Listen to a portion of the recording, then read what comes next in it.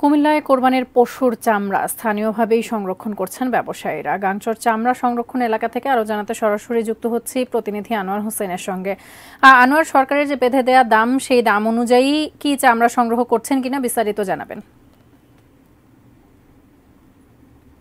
কিন্তু প্রতিবারই দেখা যায় যে ঢাকা থেকে ব্যবসায়ীরা এসে চামড়া সংরক্ষণ করে নিয়ে যায় এখান থেকেই। আর কুমিল্লার সবচেয়ে বড় চামড়া সংরক্ষণ এলাকা কিন্তু এটি কুমিল্লার গাংচর এলাকা।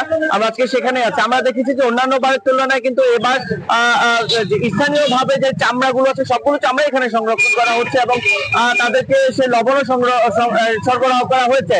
আমরা দেখেছি যে গতকাল থেকে আজকে পর্যন্ত আজকেও যারা কোরবানি দিয়েছেন চামড়া এনে বিক্রি করছেন। ছোট থেকে মাঝারি ধরনের যে চামড়াগুলো আছে সেটি 250 থেকে 300 টাকায় বিক্রি তারা কিনে নিচ্ছে। আর যে বড় থেকে একটু বেশি বড় যে গরুগুলো জবাই করা হয়েছে সেগুলোর চামড়া কিন্তু সর্বোচ্চ 600 টাকা ধরে তারা কিনে নিয়েছেন আমরা দেখেছি।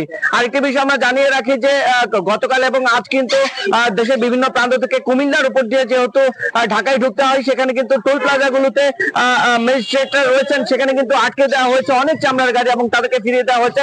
স্থানীয়ভাবে সংরক্ষণ করার যে নির্দেশনা রয়েছে 10 দিনের মধ্যে ঢাকার যে চামড়া ঢোকা যাবে না সেটির লক্ষ্যে তারা এখানে যে চামড়া ব্যবসায়ীরা আছেন তারা বলছেন যে এখানে তারা সঠিকভাবে চামড়াটি সংরক্ষণ করার জন্য যত রকম ব্যবস্থা আছে সবকিছু তারা নিয়েছেন।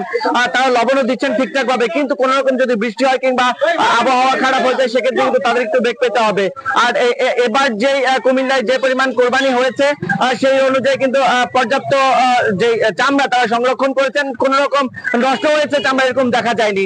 তো কুমিল্লার যে চামড়ার যে সংরক্ষণ করার পদ্ধতি সেটি সঠিকভাবে আছে এবং ঠিকঠাক ভাবে আছে বলে, এবং দামও ঠিকঠাক ভাবে আছে বলে আমরা দেখতে পেয়েছি। তো এই ছিল কুমিল্লা থেকে আমার কাছে চামড়া সংরক্ষণের সর্বশেষ তথ্য।